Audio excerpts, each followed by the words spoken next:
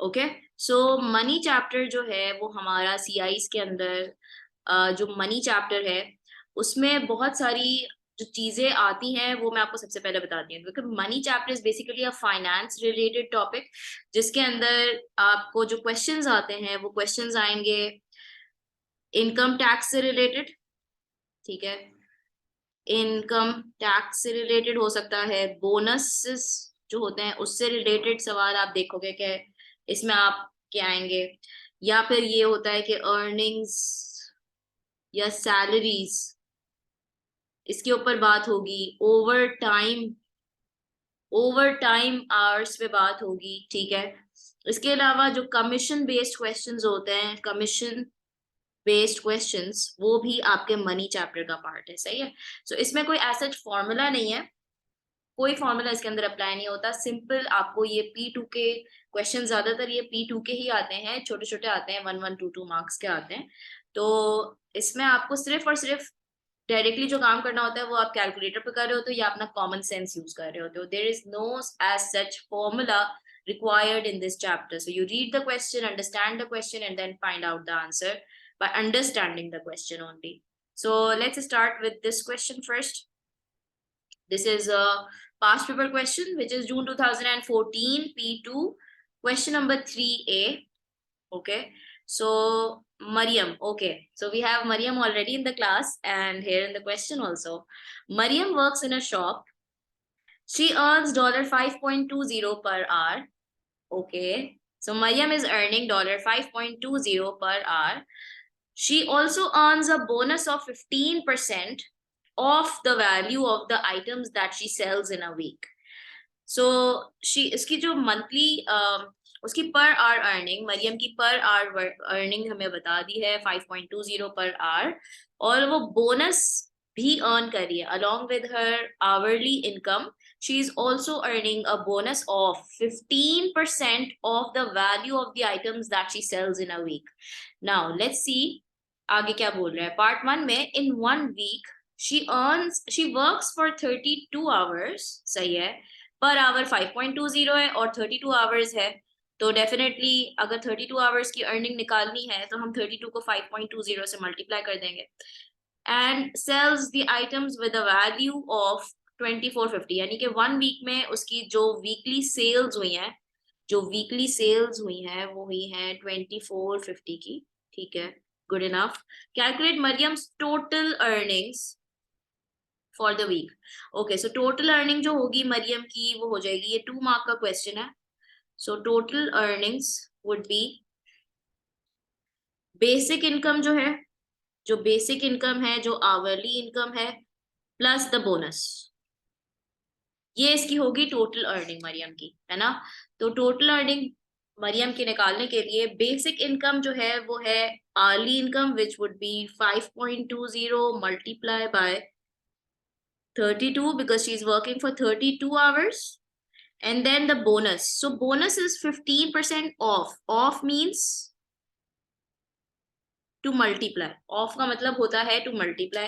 So 15% multiply by the value of the items that she sells. So she is selling 2450. ये value of the items है, तो 15% of 2450 उसका bonus हो जाएगा।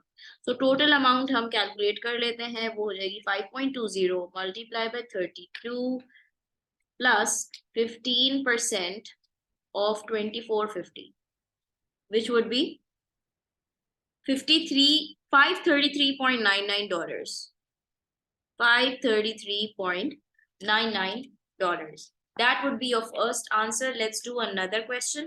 A2. In another week, she worked for 28 hours and earned a total of $409. अच्छा, $409.60. Calculate the value of the items that she sold that week. अब आप जरा सोचो कि इस केस में हम क्या कर रहे थे। पार्ट 1 में हम जो है वैल्यू ऑफ द आइटम्स जो है उसको बोनस की परसेंटेज के साथ मल्टीप्लाई कर रहे थे, बाकी बेसिक इनकम हम प्लस कर रहे थे, और वो इक्वल टू था टोटल अर्निंग के।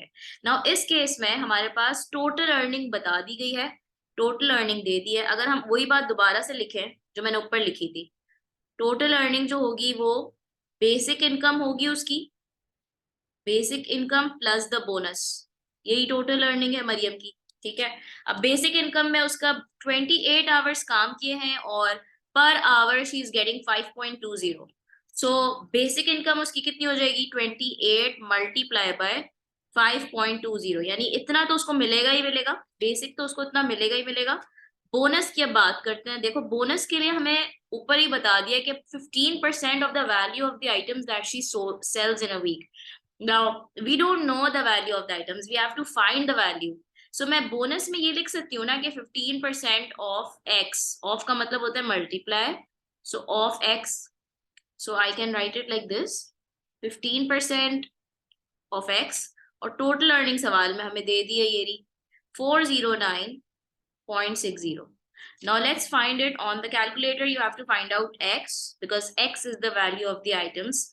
So that would be what? सबसे पहले आप क्या करोगे कि आपने इसको मल्टीप्लाई करना है, जो आंसर आएगा वो उसको आप डिवाइड कर दो 409.60 से। So 28 times 5.20 is giving you 145.6. 145.6 आपके पास आ रहा है। So let's divide by 145.6 is equals to 15% of x. Okay, I can say अगर मैं percentage remove करती हूँ, so that would be 15 upon 100 multiply by x. Now what I can do is I can transfer that 100 on that side and then 15 on this side. So I'll find out x. So that would be 409.60 multiply by 100 upon 145.6 multiply by 15 equals to x.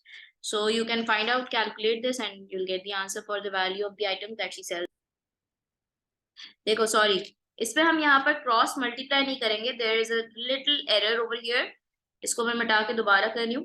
देखो सबसे पहले तो यहाँ पर हमने इसको by mistake divide कर दिया था, डिवाइड नहीं करना, सबसे पहले तो ये इसके साथ मल्टीप्लाई हो रहा है and then it's be added, ये एडिशन के साथ है। देखो 409.60 इज इक्वल्स टू, ये हमारे पास आ रहा था ना 145.6, फिर हम कर रहे हैं प्लस 15 upon 100 times x.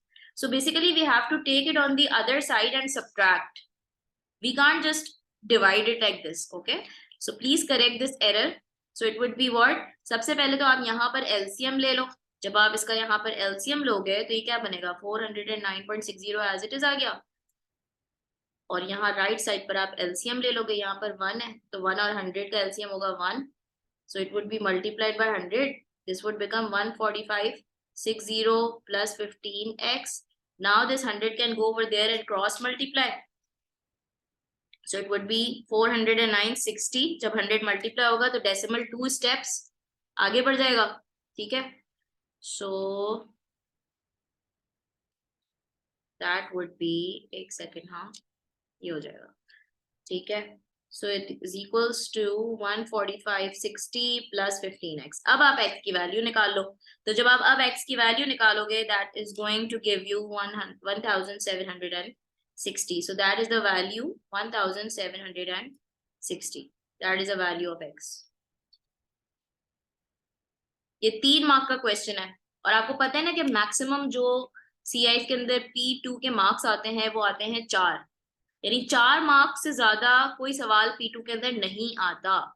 अब अगर ये 3 मार्क का सवाल है तो आप इसकी इंपॉर्टेंस का अंदाजा लगा लो कि ये 3 मार्क्स में, अगर 4 मार्क्स में मैक्सिमम वर्किंग है तो 3 मार्क्स में भी एग्जामिनर हमसे अच्छी खासी वर्किंग एक्सपेक्ट करता है, and this is all the working that you need to show, ठीक है, for which you are going to get full marks 3 out of 3. Please copy this, and if you have any questions, please ask. Okay, let's do another question, which is this one. November 2018 P2. Question number 1A. Kamal. Okay, this is again a 3-mark question, so a good amount of working is required. So let's read the question first. Kamal earned a total of $32,500 in 2017. He paid 9% of this amount. Which amount?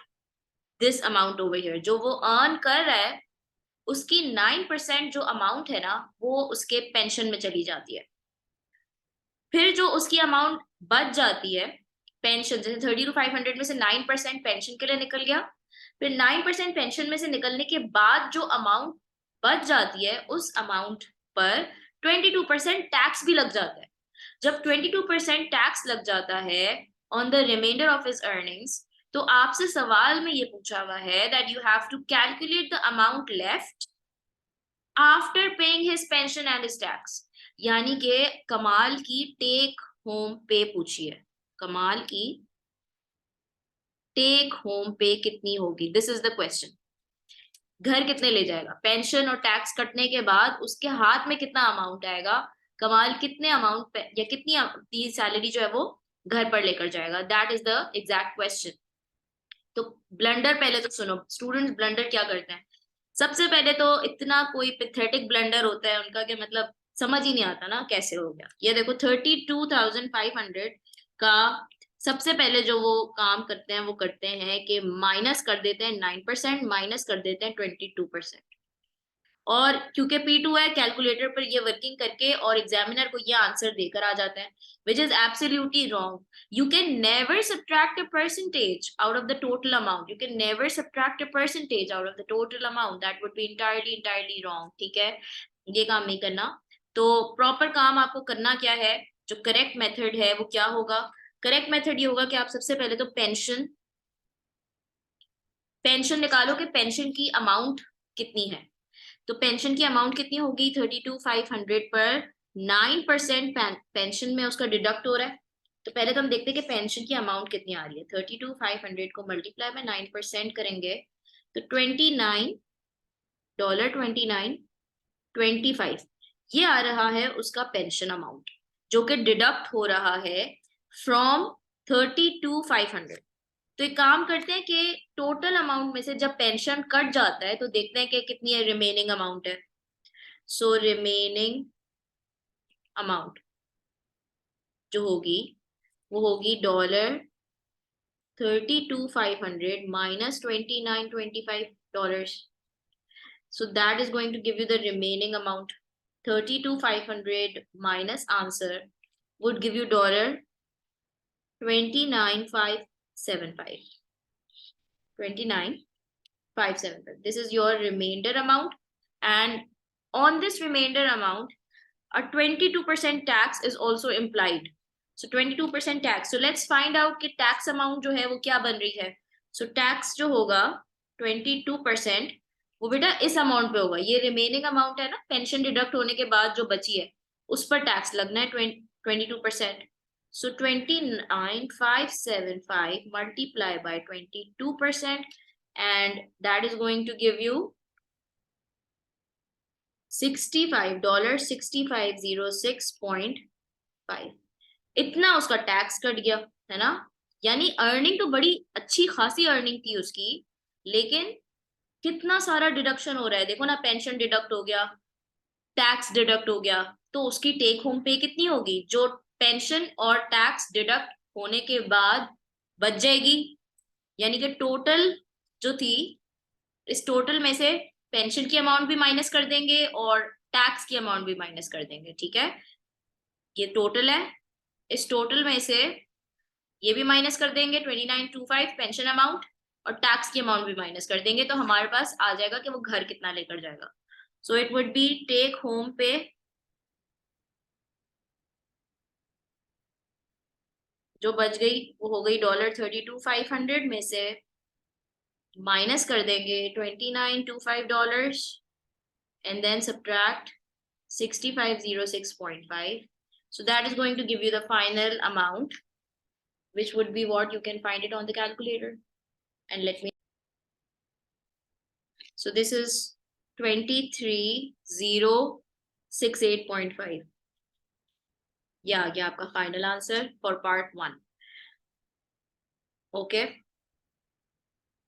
let's do another question, which is November 2014 P2 question 1 part A. अब आप note करें कि ये part A मैं आपको जो करवा रही हूँ ये part A है। तो जो आगे आते हैं ना इसके B, C, D जो दूसरे parts होते हैं, वो बेसिकली अभी तक हमने एवरीडे मैथ के जितने भी टॉपिक्स किए ना, जैसे हम परसेंटेज कर चुके हैं, हम रेशो कर चुके हैं, हम कन्वर्जन्स कर चुके हैं, हम एक्सचेंज रेट कर चुके हैं, हमने और भी बहुत सारे टॉपिक्स एवरीडे मैथ के किए हैं, लाइक हायर परचेज भी हमने कवर कर लिया है। ये सारे क्वेश्चंस ना मर्ज होके एक सॉलिड बड़ा सा क्वेश्चन बन के आता है आपका, जो कि आराम से आपका 10 से 12 मार्क का क्वेश्चन होता है। सॉरी। तो ये सारे क्वेश्चंस जो हैं, आप ये सारे टॉपिक्स जो है ना बहुत छोटे छोटे टॉपिक्स हैं। आप नोट कर रहे होंगे कि हमारी हर क्लास के अंदर एक ये नया टॉपिक मैं आपको करवा रही होती थी, क्योंकि ये बहुत शॉर्ट शॉर्ट टॉपिक्स हैं और ये सारे कॉन्सेप्ट्स मैंने आपको हर अलग अलग क्लास में दिए हैं। अब जब आपको प्रॉपर प्रैक्टिस करनी होगी अपने सीआई के लिए, तो आपने ये मेरे जितने भी नोट्स मैंने आपको दिए हैं, आप ये सारे नोट्स इसके रिवाइज करना, जितने अलग अलग मैंने सेपरेट करके आपको क्वेश्चंस करवाए हैं, ताकि हर कॉन्सेप्ट आपको सेपरेटली क्लियर हो। फिर जब आप सारे सवाल मर्ज करके एक साथ अटेम्प्ट करोगे ना, जैसे पास्ट पेपर में दिए हुए, तो वो आपकी प्रॉपर एक प्रैक्टिस हो जाएगी इस पूरे एवरीडे मैथ की। लेकिन मैंने आपको सेपरेट करके करवा दिया, तो वो तो और भी अच्छी बात है ना, कि आपको कोई कंफ्यूजन नहीं है, आपको समझ आ रहा है कि इस सवाल में ये जो सवाल है हमारा मनी चैप्टर से रिलेटेड है। अब इस सवाल का ये वाला पार्ट हमारा एक्सचेंज रेट से रिलेटेड है, इस सवाल का ये पार्ट हमारा रेशो से रिलेटेड है। You can clearly identify and then revise those notes, recall those notes in your mind and solve the questions. Techniques भी मैंने आपको हर टॉपिक की अलग अलग टेक्निक्स बताई हैं, बट अप्रोच एक ही है। अगर आपको याद हो तो परसेंटेज की मैंने आपको बता दी कि टोटल 4 पॉइंट्स हैं। इस तरह कन्वर्जन्स मैंने आपको बता दी, याद है? Metre per second to kilometre per hour करवाया, kilometre per hour to metre per second करवाया, और भी कन्वर्जन्स के हमने दूसरे क्वेश्चंस किए थे।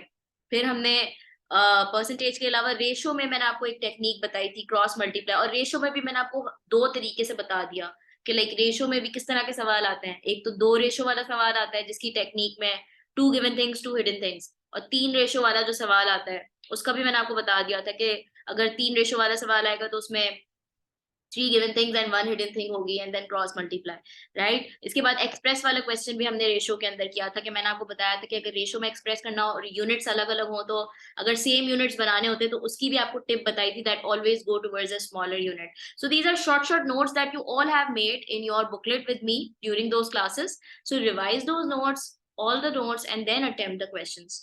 So everyday math इंशाल्लाह अच्छे से क्लियर हो जाएगा। सही है? So let's do November 2014 now. P2 question number 1 part A. In 2013, Mary worked for company A. Her salary for the year was $18,750.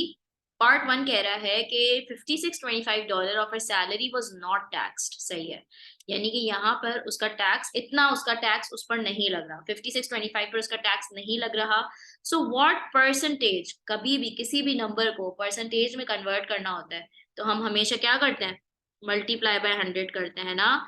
तो यहाँ पर क्या बोला हुआ है कि what percentage of her salary was not taxed. तो सबसे पहले तो एक काम करते हैं कि हम जो है देखते हैं कि 5625 वाज नॉट टैक्स्ड, तो उसको हम रखते हैं न्यूमरेटर में, और डिनोमिनेटर में टोटल अमाउंट, जो टोटल उसकी सैलरी है वो है 18,750, और इसको हम करते हैं multiply by 100। Now this is a P2 question, so you guys tell me that what would be the answer for this one. क्या आंसर आ रहा है?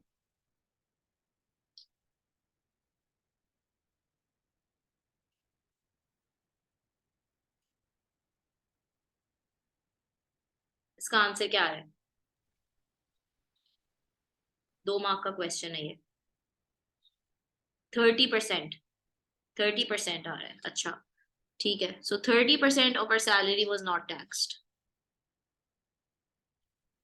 ठीक है, आ जाए दूसरा वाला, इसका पार्ट करते हैं, part 2।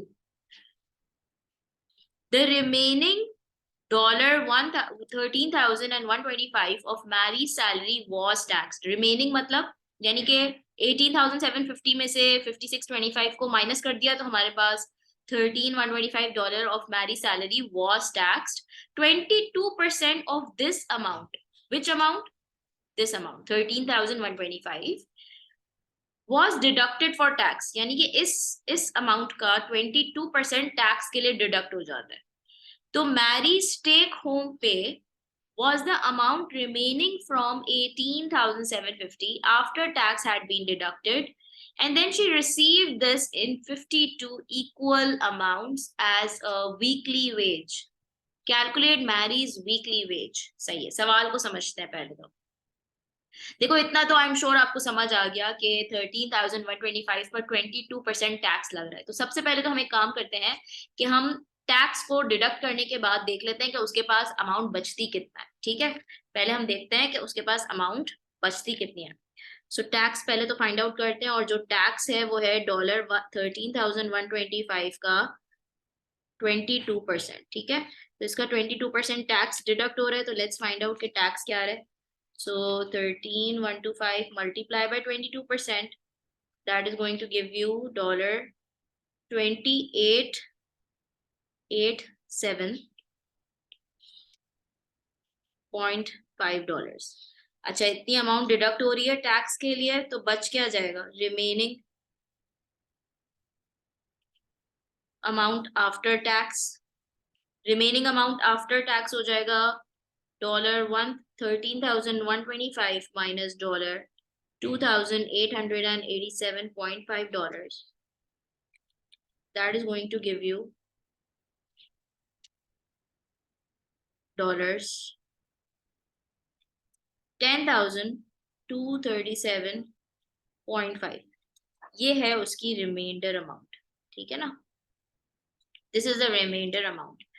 Now it's saying that Mary's take home pay was the amount remaining from 18,750 after tax had been deducted। देखो घर पर जो वो लेकर जाएगी, एक तो वो ये लेकर जाएगी 10,237, along with that उसके पास ये वाली भी तो अमाउंट थी ना जो टैक्स जिस पर लग ही नहीं रहा था, यानी ये तो वो पक्का पक्का घर लेकर जाएगी ही जाएगी। 5625 जो थी उस पर तो टैक्स चार्ज ही नहीं हुआ, सैलरी का 5625 तो पक्का पक्का वो घर पर लेकर जाएगी, और जो अमाउंट बच जाएगी उस पर टैक्स लगेगा। फिर इस अमाउंट में से टैक्स माइनस हो जाएगा, तो हमारे पास जो अमाउंट बच जाएगी ये वाली अलॉन्ग विथ 5625 वो सारी अमाउंट घर लेकर जाएगी। यानी टोटल टेक होम पे उसकी क्या बन गई? टोटल टेक होम पे क्या बन गई? $10,237.5 प्लस $5625। ये उसकी टोटल टेक होम पे बन गई जो वो घर लेके जाएगी। ठीक है, सो प्लस करेंगे 5625, that is going to give you $15,862.5। ये है उसकी टोटल टेक होम पे। ठीक है, लेकिन ये इसको एक साथ नहीं दे रही कंपनी, इसको एक साथ नहीं दे रही। कंपनी ने कहा कि आपकी ये अमाउंट टोटल है, लेकिन हम आपको इसको 52 इक्वल अमाउंट्स में देंगे एज अ वीकली वेज, यानी कि इसको वीकली बेसिस पर ये टोटल अमाउंट रिसीव होगी। ये अमाउंट उसकी ईयरली अमाउंट है। ठीक है, ईयरली अमाउंट को वो 52, जाहिर है एक ईयर में 52 वीक्स होते हैं, सो हर वीक उसको कितना मिलेगा? अगर ये टोटल अमाउंट है तो per week you have to divide by 52, so that would be weekly wage. Weekly wage जो आएगी मैरी की वो आएगी 15,862.5 divided by 52, and that is going to give you the final answer, which is 305.04. So this is the final answer. सही है, that's your final answer. If you have any questions, please ask. All right, now let's start with November 2008 P1 question number 19. Okay, so P1 question now. Every month a salesman's pay is made up of a fixed amount plus a bonus। यानी कि हर महीने salesman की जो पे है वो एक fixed amount उसको मिल रही है, और उस फिक्स्ड अमाउंट के साथ उसको बोनस भी मिल रहा है। So fixed amount plus a bonus, the bonus is a percentage of his monthly sales. यानी हर महीने जो वो सेल्स करके कंपनी को देता है उस सेल्स की टोटल वैल्यू का एक स्पेसिफिक परसेंटेज बोनस के तौर पर कंपनी उसको दे देती है। आई रिपीट, यानी कि उसकी एक फिक्स्ड इनकम है जो उसको मिलेगी ही मिलेगी, लेकिन साथ साथ उसको बोनस भी कंपनी देगी, और वो बोनस डिपेंड करेगा कि उसने वीकली सेल्स जो है, सॉरी मंथली सेल्स, उसने मंथली सेल्स कितनी करी है कंपनी के लिए। ठीक है, तो उस पर बोनस की परसेंटेज उसकी डिपेंड करती है। परसेंटेज तो खैर फिक्स्ड होगी, बट अगर सेल्स ज्यादा होंगी तो डेफिनेटली बोनस उसको ज्यादा मिलेगा, सेल्स वो कम कर पाएगा तो उसका बोनस ऑटोमेटिकली कम हो जाएगा। ठीक है। सो अब देखते हैं कि पार्ट ए में हमसे क्या बोला हुआ है। पार्ट ए में जैसे आपको नजर आ रहा होगा कि हमें एक ग्राफ दिया हुआ है, और ग्राफ का जो वर्टिकल एक्सिस है वो हमें मंथली पे शो कर रहा है। ठीक है, ये वर्टिकल एक्सिस उसके मंथली पे है, और जो हॉरिजॉन्टल एक्सिस है वो मंथली सेल्स शो कर रहा है। So in 2006 the bonus paid was M% of का मतलब होता है multiply, M% of his monthly sales. सही है। अच्छा, परसेंटेज बताई नहीं, हमें बस इतना बता दिया बोनस का कि M% of his monthly sales है। The graph shows the salesman's monthly pay, how the salesman's monthly pay varied with his monthly sales. ठीक है, अब देखते हैं किस तरह से वेरी कर रहा है। देखो ये जो ग्राफ है ना, ये एक डायरेक्टली प्रोपोर्शनल ग्राफ है। इसका मतलब क्या है कि जैसे जैसे उसकी सेल्स बढ़ रही हैं, लाइक फॉर एग्जांपल अगर उसकी सेल्स थी 5,000, तो उसकी मंथली पे हो गई है 3,600। इस तरह अगर वो मंथली सेल्स कर रहा है $10,000, तो उसकी जो मंथली पे हो गई है वो हो गई है 3,800। यानी कि जैसे जैसे उसकी सेल्स बढ़ी है वैसे वैसे उसकी पे भी बढ़ती जा रही है। सो ग्राफ जो है वो डायरेक्टली प्रोपोर्शनल ग्राफ है, डायरेक्टली प्रोपोर्शनल ग्राफ। बिकॉज जब मंथली सेल्स बढ़ रही है तो मंथली पे ऑटोमेटिकली उसकी बढ़ रही है, और मंथली पे बढ़ने की ऑटोमेटिक वजह ये है कि उसका बोनस बढ़ता जा रहा है। ठीक है ना। तो अब आपसे पार्ट 1 में पूछा हुआ क्या है, use the graph to find the fixed amount. Fixed amount यानी कि सेल्स को हटा के उसकी कितनी अमाउंट मंथली सैलरी है, यानी कितना कंपनी उसको फिक्स देगी ही देगी, चाहे उसने सेल्स थाउजेंड्स में की हो चाहे उसने सेल्स 0 की भी हो, एक फिक्स्ड अमाउंट जो उसको मिल रही है वो कितनी मिल रही है, और वो हमें ग्राफ से देखकर बताना है। तो वर्टिकल एक्सिस पर उसकी क्योंकि मंथली पे बताई गई है तो हम वर्टिकल एक्सिस पर नजर डालते हैं। अब वर्टिकल एक्सिस पर देखो कि इसकी जो मंथली पे है वो क्लियर नजर आ रहा है कि उसको 3,400 जो है उसकी मंथली पे है, क्योंकि यहाँ पर देखो मंथली सेल्स उसकी 0 है, तो 0 मंथली सेल्स पर $3,400 वो वैसे ही कमा रहा है, सेल्स नहीं कर रहा। सो 3,400 is the fixed amount, this is the fixed amount. ठीक है, ये हमने इसकी कोई वर्किंग नहीं करनी, ये 1 मार्क का क्वेश्चन है और ये P1 का क्वेश्चन है। So directly dollar, dollar is already written, no need to rewrite it, so it would be $3,400। ठीक है ना। अब आ जाते हैं दूसरे वाले पार्ट पर, the value of m. M क्या चीज थी, एम जो थी वो बेसिकली परसेंटेज थी मंथली सेल्स की। ठीक है ना, M% of his monthly sales. So let's find out m. अब एम फाइंड आउट करने के लिए आप ना इस ग्राफ में से कोई भी मंथली सेल्स पिक कर लो। मुझे 5,000 सबसे आसान नंबर लग रहा है out of all these numbers, I am going to pick up 5,000 monthly sales. सही है, अब गौर से सुनना। 5,000 मैंने ले लिया कि सपोज उसकी एक महीने में 5,000 मंथली सेल्स हुई है। ठीक है, और जब अगर वो 5,000 मंथली सेल्स कर रहा है तो उसका बोनस कितना होगा।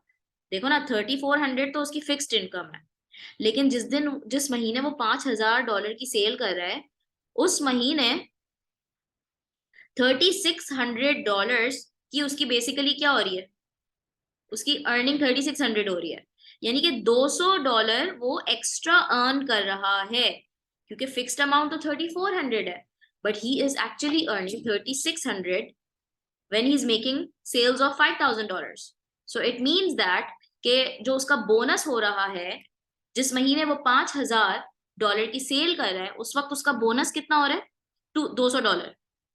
तो ये हमारे पास बोनस आ रहा है $3,600 माइनस $3,400, दैट इज $200।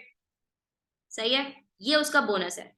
अब आपको क्या बता दिया है सवाल में कि जो बोनस है वो M% of his monthly sales है। ये की वर्ड है, bonus paid was M% of his monthly sales. So bonus जो है वो M% of his monthly sales, तो मल्टीप्लाई बाय, ऑफ का मतलब होता है multiply, so multiply by the monthly sales. So monthly sales हमने अज्यूम की है कि 5,000। अब इसको सॉल्व करते हैं और m की वैल्यू फाइंड आउट कर लेते हैं। सो 200 डिवाइड बाय 5,000 हो जाएगा, और क्योंकि हमें ये दिया हुआ है m%, सो पहले तो हमें निकालते हैं इसको कट ऑफ करके कि क्या वैल्यू आ रही है। सो 2/50 विल बी 1/25, और जब ये परसेंटेज रिमूव करेंगे तो डेफिनेटली ये डिवाइड बाय 100 हो जाएगा। सो जब मैंने परसेंटेज रिमूव करी तो ये डिवाइड बाय 100 हो गया, 100 वहां जाके मल्टीप्लाई हो जाएगा। So this would be 100/25 equals to m, and this is going to give you the value of m, which would be 100/25, that is 4. ठीक है, so the value of m is 4, and that is your final answer. I repeat कि जो ये मैंने 5,000 monthly sales दी ना, ये आप monthly sales 10,000 भी लोगे तो भी आपका आंसर सेम आएगा, 15,000 लोगे तो भी आपका आंसर सेम आएगा, लेकिन इस हिसाब से आपका बोनस चेंज होता जाएगा ना। जैसे लाइक अगर मैंने 5,000 की मंथली सेल्स दी तो मेरा बोनस था $200। अगर आप 10,000 की सेल लोगे तो देखो ना, इसकी सेल 10,000 पर उसकी मंथली पे हो रही है 3,800, तो उसका बोनस $400 हो जाएगा। इस तरह अगर आप 15,000 की अमाउंट ले रहे हो तो 15,000 पे उसकी मंथली सेल्स हो रही है $4,000, मंथली पे उसकी $4,000 है, तो आप 3,400 में से 4,000 माइनस कर दोगे, सो दैट वुड बी 600, तो बोनस उस केस में 600 हो जाएगा। So according to the monthly sales that you are picking up, इस हिसाब से बोनस आपका चेंज होगा, जिस जो आप यहाँ पर प्लग इन करोगे। So I hope that is clear. इसी सवाल का जो पार्ट बी है उसमें आपको बोल दिया है कि सेल्समैन की फिक्स्ड अमाउंट जो है जुलाई में वो 3,500 पर मंथ थी, और बोनस जो था वो 5% ऑफ हिज मंथली सेल्स था, और मंथली सेल्स भी बता दी हैं कि 12,000 है। तो सेल्समैन की पे निकालनी है फॉर जुलाई। जुलाई में उसकी पे यानी कि टोटल अर्निंग कितनी होगी? Total earning would be basic earning plus the bonus. सही है, बेसिक अर्निंग जो है वो उसकी जो फिक्स्ड अमाउंट उसको मिल रही है वो, हाँ जी, जुलाई मेरा हॉलीडेज की वजह से फेवरेट है। वैसे तो जून भी अच्छा है, बट जून गर्मी होती है बहुत ज्यादा ना, जुलाई में अच्छा है, जरा रेनी वेदर हो जाता है तो मौसम भी अच्छा होता है। सही है, सो बेसिक अर्निंग उसकी हो जाएगी 3,500 गिवन है, और बोनस उसका कितना है? 5% of monthly sales. So 5% of means to multiply, monthly sales उसकी कितनी है? 12,000, and just find it out. P1 है, कैलकुलेटर तो करना नहीं है यूज। सो 3,500 प्लस 5%, देखो परसेंटेज रिमूव करेंगे तो डिवाइड बाय 100 होता है, ठीक है, परसेंटेज रिमूव करेंगे तो डिवाइड बाय 100 होता है, multiply by 12,000, 0 0 cancel, 0 0 cancel. Now 5 multiply by 120 would be 600, so 3,500 plus 600 is $4,100, so final answer आपका आ जाएगा 4,100। सही है, था ना सिंपल क्वेश्चन, 2 मार्क्स का क्वेश्चन था ये।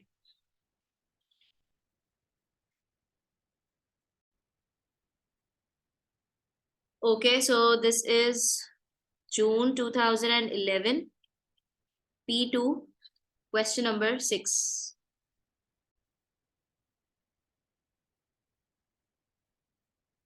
मैंने गलती से 3.2 की जगह लिख दिया था। हाँ नहीं, मरियम, मरियम आपने जो अपनी वर्किंग करी है और आपका जो आंसर आ रहा है वो सही आ रहा है, क्योंकि 16 प्लस 3.2 इंटू 4 करेंगे तो हमारे पास फाइनल आंसर आ जाएगा ना, जो हमारा आ रहा है। 16 प्लस भी करना है। The pie chart not drawn accurately represents the weekly income of the 5 employees in a small British company in 2009. Now we have been given 1 2 3 4 5 employees। Andrew की परसेंटेज जो एंगल है वो दे दिया है 72 डिग्रीज, ब्रायन का दे दिया है 60 डिग्रीज, और यहाँ पर बता दिया है कि Andrew's weekly income is represented by a sector with an angle of 72 degrees. Brian का बता दिया angle 60 degrees. Andrew's weekly income was £270। Andrew की वीकली इनकम बता दी है £270। Find the total weekly income of the 5 employees. सही है, 5 employees की टोटल बतानी है। अच्छा देखो, ये एक हमें पाई चार्ट दिया हुआ है सवाल के अंदर, ये एक हमें पाई चार्ट गिवन है। अब पाई चार्ट में आपको डिफरेंट एंगल्स, 2 एंगल्स गिवन है। हमें पता है पूरे सर्कल का जो टोटल एंगल होता है दैट इज 360 डिग्रीज। जो one complete revolution of a circle होती है, one complete revolution of a circle is 360 degrees. So now you know that Andrew's weekly income is 72 degrees के बराबर, ब्रायन का भी बता दिया है 60 डिग्री के बराबर, और एंड्रू की वीकली इनकम बता दी है पाउंड 270। ये कोई भी बहुत ही आसान एक जो सवाल है 1 मार्क का, it's simple cross multiply approach. कैसे लगाएंगे? एंड्रू की लेते हैं परसेंटेज, ठीक है, और उसकी कॉरेस्पॉन्डिंग उसकी इनकम विच इज पाउंड 270, और फिर हमसे टोटल 5 एम्प्लॉयज का पूछा है, तो टोटल का जो एंगल होता है वो होगा 360 डिग्रीज, एंड देन टोटल की अमाउंट हम फाइंड आउट कर रहे हैं। इसको हम कहते हैं डेटा फॉर्मेशन। डेटा फॉर्मेशन के बाद वी डू क्रॉस मल्टीप्लाई। तो सिंपल क्रॉस मल्टीप्लाई P2 है, कैलकुलेटर पर आराम से आप कैलकुलेट कर लें, तो आपके पास जो है वो total weekly income of the 5 employees आ जाएगी, विच वुड बी व्हाट? आप लोग बताएं इसका आंसर क्या आ रहा है? 72x is equals to 270 multiplied by 360. So x equals to 270 into 360 upon 72. And that is going to give you 1350. Is it 1350 pounds? सही है, 1350। ये आपका आ जाएगा पार्ट 1 का answer. Let's do part B. Calculate Brian's weekly income. Brian का angle given है, ठीक है, ब्रायन की वीकली इनकम पूछी है, और शुरू में हमने एंड्रयू का बता दिया है कि एंड्रयू का जो एंगल है वो 72 डिग्री अर्निंग का, और उसकी इनकम बता दी है 270 पाउंड्स। या तो अब आपकी मर्जी है, आपकी मर्जी ये है कि आप जो हो, ये देखो, जब डेटा फॉर्मेशन करोगे ना ब्रायन की वीकली इनकम निकालने के लिए, तो ऊपर टॉप पर तो आप रख दो जो ब्रायन का एंगल है दैट इज 60 डिग्री, और उसके कॉरेस्पॉन्डिंग हमें इनकम नहीं पता तो एक्स। लेकिन अब नीचे आपकी मर्जी ये है कि या तो आप 360 डिग्री के कॉरेस्पॉन्डिंग 1350 भी ले सकते हो जो आपने यहाँ पे फाइंड किया है इनकम। हाउएवर इसके अलावा आप एंड्रयू की भी ले सकते हो, it's on your own. Like 72 degree के कॉरेस्पॉन्डिंग आपने रख दिया 270 pounds and then cross multiply, ये भी कर सकते हो। अच्छा, बेटर क्या होगा? क्या मिस हमें टोटल एंगल लेकर टोटल की अमाउंट यहाँ पर क्रॉस मल्टीप्लाई करके रख देनी चाहिए, या फिर हम एंड्रयू वाली जो है एंगल और उसकी इनकम रखें? तो बेटर अप्रोच क्या होगी? बेटर अप्रोच होगी कि जो सवाल में गिवन होता है ना पूरा का पूरा एज इट इज उसी को यूज करो। इवन दो आपने टोटल फाइंड कर लिया है, आपको टोटल एंगल भी पता है 360, बट यू नेवर नो कि आपका ये आंसर सही है या गलत। You are not 100% sure in exam कि ये आपका आंसर सही है या गलत। तो जो चीज गिवन है उसका तो आप 100% श्योर हो ना कि वो तो डेफिनेटली सही है। So use the data that is given in the question, that is recommended. Okay, so Andrew का जो एंगल है वो 72 डिग्री है, और एंड्रयू की जो इनकम है वो है 270। Data formation done, simply cross multiply. So cross multiply करके मुझे बता दो ब्रायन की वीकली इनकम क्या आ रही है। 60 into 270 upon 72 equals to x. That would be the value of Brian's weekly income, which is 225 pounds. सही है। That was again a 1 mark question. So हमने out of 12 marks we have gained 2 marks so far. Okay, good enough. आगे बढ़ते हैं। Part सी। Part सी में क्या कह रहा है कि कैरल, अब तीसरा एक और एम्प्लॉय है Carol. We are done with Andrew, we are done with Brian.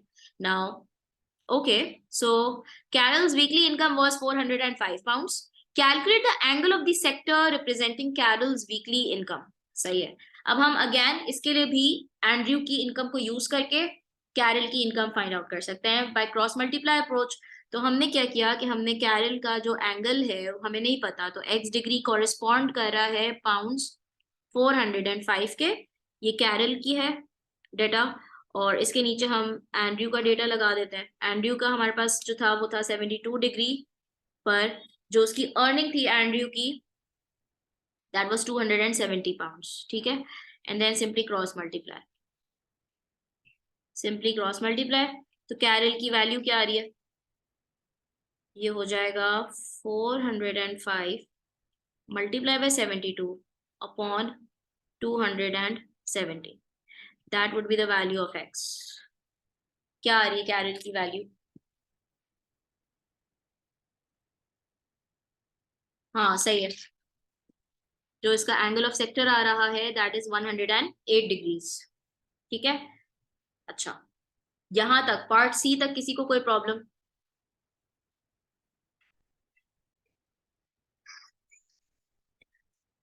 Okay, let's do part D.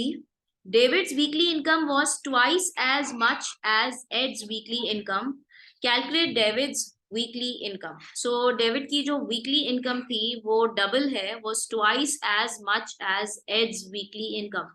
So calculate David's weekly income. अच्छा, इस केस में देखो, हमें डेविड की अगर इनकम निकालनी है तो हम क्रॉस मल्टीप्लाई अप्रोच नहीं लगा सकते। Reason being, cross multiply approach हम इसलिए नहीं लगा सकते क्योंकि हाँ वी नो एंड्रयू का डेटा हमें पूरा गिवन है, बट डेविड के लिए हमें कोई ना एंगल ऑफ सेक्टर गिवन है और ना ही उसकी कोई वीकली इनकम हमको गिवन है। तो अगर हमें डेविड की वीकली इनकम निकालनी भी है तो कम से कम अगर हमें क्रॉस मल्टीप्लाई अप्रोच लगानी होती तो एग्जामिनर हमें एंगल ऑफ सेक्टर दे देता डेविड का, बट हमें एंगल ऑफ सेक्टर भी देखो पाई चार्ट में डेविड का एंगल ऑफ सेक्टर भी गिवन नहीं है।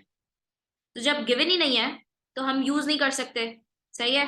तो अब हम क्या करेंगे, अब हम ये करेंगे कि हमने क्रॉस मल्टीप्लाई अप्रोच तो नहीं लगानी, लेकिन यहाँ पर एक हिंट दे दिया है सवाल में, David's weekly income was twice, twice का मतलब है डबल। तो अगर मैं लेट एड्स वीकली इनकम, उसको मैं एक्स सपोज कर लूं, let Ed's weekly income be x, तो डेविड की इनकम उसकी डबल हो जाएगी विच वुड बी 2x। तो डेविड्स वीकली इनकम क्या हो जाएगी, 2x। अब इन सारे एम्प्लॉयज की इनकम का जो सम, जो एंगल ऑफ सेक्टर अगर मैं उनको प्लस करूं, सारे एम्प्लॉयज के जो एंगल ऑफ सेक्टर्स हैं उनको मैं प्लस कर दूं, तो it would be equal to what. अच्छा रुको रुको रुको, इसमें एक और चीज, रुको रुको रुको, टोटल वीकली इनकम हमने यहाँ निकाली थी ना, ये हमने टोटल वीक जो टोटल इनकम निकाली है ये हमने पांचों एम्प्लॉयज की निकाल ली है, यानी कि अगर हम पांचों एम्प्लॉयज की इनकम्स को प्लस कर दें तो वो 1350 के इक्वल होगा। यस, सो वी नो के एंड्रयू की 270 पाउंड्स है, ब्रायन की 225 पाउंड्स है, कैरल की कैरल की भी वीकली इनकम गिवन है 405, और डेविड की हम फाइंड आउट कर रहे हैं। अच्छा, एड की अननोन है, लेट्स सी किस तरह से होगा, एक्स की वैल्यू अगर आ जाएगी तो एड की आ जाएगी ना, यानी कि हम करते हैं ऐड, ये एंड्रयू की है, फिर ब्रायन की हो गई, और कैरल की 405 है, एड की है x, डेविड की है 2x, और इन सब का सम 1350 के बराबर है। अब हम निकालते हैं x की वैल्यू, तो x की वैल्यू क्या आएगी, 270 plus 225 plus 405, that would B 900।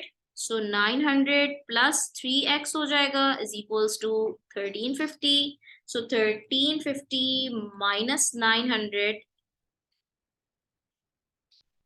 would give us 3x is equals to 450, and when 450 would divide by 3, so that is going to give you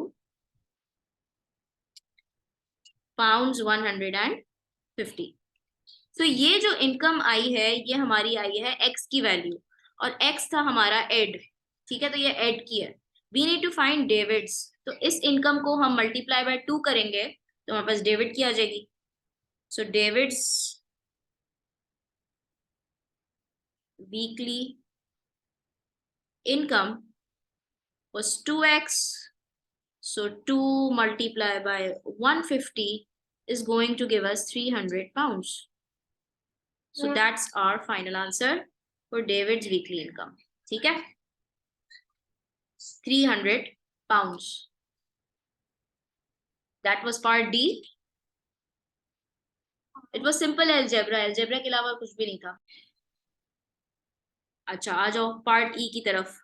आप देख रहे हैं सवालों का डिफिकल्टी लेवल कैसे बढ़ता जा रहा है। शुरू में सिर्फ क्रॉस मल्टीप्लाई अप्रोचेस लग गई और अब इसके बाद थोड़ा सा डिफरेंट तरीके का सवाल था। अब देखते हैं कि अब क्या पूछ रहा है। आ जाओ टैक्स और पेंशन की तरफ, ठीक है, मनी से related. So Andrew paid 20% of his weekly income of £270 as tax. He also paid 6% of his weekly income of £270 towards his pension. How much of his weekly income did he have left after paying tax and pension? Okay. So देखो, सबसे पहले तो उसकी जो weekly income थी 270 में, उसमें से 20% टैक्स का कट रहा है। और ये नहीं बोला कि रिमाइंडर में से पेंशन कट रहा है। ये नहीं बोला कि रिमाइंडर में से पेंशन कट रहा है, ऐसा नहीं है। हमने ऊपर जो सवालात किए थे उसमें हम रिमाइंडर अमाउंट निकालते थे और उस रिमाइंडर पे फिर हम दूसरी वाली पेंशन की परसेंटेज लगा रहे होते थे या टैक्स की परसेंटेज लगा रहे होते थे। इसमें बोला हुआ है कि सेम अमाउंट में से टैक्स और पेंशन दोनों डिडक्ट हो जाएगा। तो हम इस केस में कोई रिमाइंडर अमाउंट वाली झंझट नहीं रखेंगे। इसमें हम डायरेक्टली क्या करेंगे कि हमने 20 + 6 किया, 26% हो गया ना। तो डायरेक्टली 270 पर हमने 26% निकाला। तो 270 का 26% जो आएगा वो आ रही है अमाउंट $70.2 की, पाउंड्स की, सॉरी पाउंड्स की, ठीक है ना, पाउंड्स की आ रही है। ये इसकी डिडक्शन हो जाएगी। सो डिडक्शन होने के बाद जो उसकी टेक होम पे है, because how much of is weekly income did he have left, यानी कि उसकी टेक होम पे जो वीकली बेसिस पर वो घर लेकर जाएगा,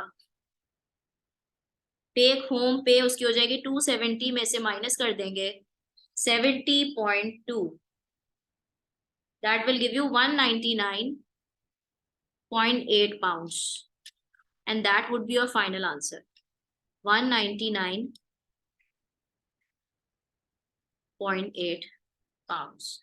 सही है, ये आपका फाइनल आंसर हो गया। Okay next, last part of this question. Carol paid 22, यार मैं 22 क्यों बोलती हूँ 20 को, I don't know why.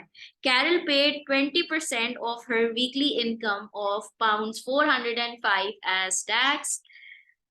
So she also paid X% of her weekly income towards her pension. She then had £287.55 of her weekly income left. Find X. दोबारा पढ़ लो, 3 mark का question है P2 का, अच्छी खासी वर्किंग होगी इसमें, ठीक है। दोबारा पढ़ते हैं। कैरल ने 20% अपनी वीकली इनकम, जो इसकी £405 की वीकली इनकम थी, उसका उसने टैक्स देना है 20%, ठीक है। She also paid X% of her weekly income towards her pension. सही है। She then had £287.55 of her weekly income left. Find X. Okay. So what I'm going to do is, सबसे पहले तो हम देखते हैं कि जो उसकी टोटल अमाउंट है ना 405 की, उसमें से माइनस हो रहा है टैक्स और क्या माइनस हो रहा है, टैक्स के साथ साथ पेंशन भी माइनस हो रही है ना। सो आ जाओ इसको सॉल्व कैसे करेंगे। 405 का 20% उसका टैक्स माइनस हो रहा है, प्लस जो पेंशन उसकी माइनस हो रही है वो कितनी हो रही है वो निकाल लेते हैं। तो पेंशन उसकी माइनस हो रही है X% of her weekly income, so that is 405 जो इसकी वीकली इनकम है उसका X% भी तो माइनस हो रहा है, सही है। और ये जो अमाउंट टोटल में से टैक्स और पेंशन निकालने के बाद जो अमाउंट बच रही है वो है इतनी, यानी कि इक्वल्स टू 287.55। ये फॉर्मेशन समझ आई कि टोटल में से टैक्स की अमाउंट माइनस कर दो, पेंशन की अमाउंट माइनस कर दो, तो वो 287.55 रिमेनिंग अमाउंट के बराबर आ जाएगी, सही है। एक्स की वैल्यू फाइंड आउट करनी है। एक्स की वैल्यू फाइंड आउट करने के लिए हम क्या करेंगे कि हमने कैलकुलेटर यूज करना है। और ये 4 बहुत ही ज्यादा वियर्ड बन गया है, आई एम सो सॉरी। ये 4 को मैं जरा ढंग का बनाती हूँ, ठीक है। ये बनेगा 405 माइनस, अब 405 का 20% क्या आ रहा है 81, ठीक है। तो स्क्वायर ब्रैकेट इसको करते हैं 81 प्लस 405 का x%, ठीक है। मैं इसको यूं लिख सकती हूँ 405 मल्टीप्लाई बाय x अपॉन 100, ठीक है, परसेंटेज रिमूव कर दी, इज इक्वल्स टू 287.55। अब हम फर्दर लेकर चलते हैं, तो ये हो जाएगा 405 minus, now this would be what, 81 plus, अच्छा 405 upon 100 x is equals to 287.55. That would give you 405 minus 81 plus, this would be, इसको divide by 4 कर देंगे तो ये divide by 100 करेंगे तो ये 4.05, x is equals to 287.55. Now let's open up the square brackets and solve and find x, simple as that. So 405 minus 81 minus 4.05, x is equals to 287.55, and then let's subtract 405 minus 81 would be 324. So 324 minus 4.05, x is equals to 287.55. तो एक काम करते हैं कि इसको वहां लेकर जाते हैं, इसको यहाँ ले आते हैं। So 324 minus 287.55 is equals to 4.05 x। So minus करते हैं 324 माइनस 287.55, हाँ वो भी कर सकते हैं, ये भी कर सकते हैं, ठीक है ना। 405 minus 287.55 is the amount that is spend. Okay, so आपका आंसर क्या आ जाएगा इसका, 36.45। इसको हम डिवाइड करते हैं 4.05 से, डिवाइड बाय 4.05, 9। तो x की वैल्यू क्या आ रही है, 9 बेसिकली ये जो है वो आपका परसेंटेज आएगा, ठीक है ना। ये जो आपकी x आएगी ये आपकी परसेंटेज है, और जो आंसर दिया होगा यहाँ पे आपने परसेंटेज लिखनी है, ठीक है। तो x की वैल्यू आ जाएगी 9, ये पेंशन की परसेंटेज है, 9% is the final answer. So that is it with money. ये हमारा लास्ट क्वेश्चन था इस हैंड आउट का।